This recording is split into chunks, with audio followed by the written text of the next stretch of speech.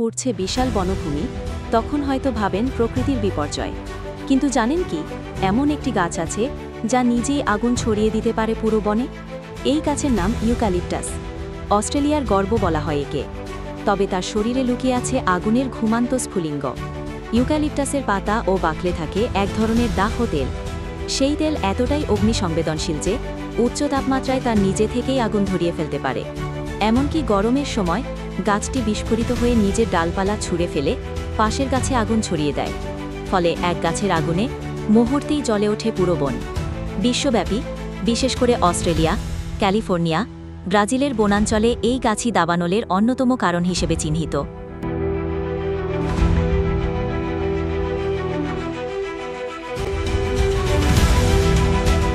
বাংলাদেশেও এখন ইউক্যালিপটাস গাছ লাগানো হচ্ছে ব্যাপক হারে। গাছ মজবুত, দ্রুত বাড়ে, এমনকি ঔষধ শিল্পেও ব্যবহার হয় এর পাতা থেকে তৈরি তেল। তবে এর ক্ষতিকর দিকও কম নয়। ইউক্যালিপটাস মাটি থেকে পানি টেনে নেয় অত্যন্ত দ্রুত। ফলে আশেপাশের ফসলি জমি শুকিয়ে যায় এবং জীববৈচিত্র্য ক্ষতিগ্রস্ত হয়। অনেক গবেষণায় দেখা গেছে, যেখানে ইউক্যালিপটাসের আধিক্য, সেখানে অন্যান্য গাছ টিকতে পারে না। পরিবেশবিদরা বলছেন, ইউক্যালিপটাস একটি অভিবাসী আগ্রাসী প্রজাতি। এটি শুধু বন উজাড় করে না, বরং পরিবেশের ভারসাম্যও নষ্ট করে। অতএব গাছ বেছে নেওয়ার ক্ষেত্রে প্রয়োজন বুদ্ধিমত্তা ও পরিবেশ সচেতনতা।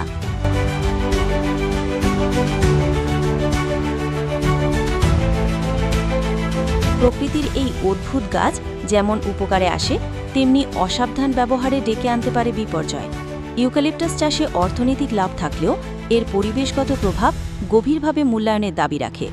আগুনের সঙ্গে এর সম্পর্ক নাটকীয় হলেও প্রকৃতি একে টিকে থাকার শক্তিশালী অস্ত্র হিসেবেই গড়ে তুলেছে। কিন্তু সেই অস্ত্র যেন মানুষ ও প্রকৃতির জন্য কাল না হয়। পরিকল্পিত বনায়ন আর বিজ্ঞানসম্মত চাষের মাধ্যমে আমরা ইউক্যালিপটাসের নেতিবাচক দিকগুলো নিয়ন্ত্রণ করতে পারি। এটা আসলে প্রকৃতির অদ্ভুত এক টিকে থাকার কৌশলের গল্প, যেখানে আলো আর অন্ধকার পাশাপাশি চলে। ইউক্যালিপটাস আমাদের শেখায় কিভাবে প্রতিকূল পরিস্থিতিতেও অস্তিত্ব টিকিয়ে রাখা যায়।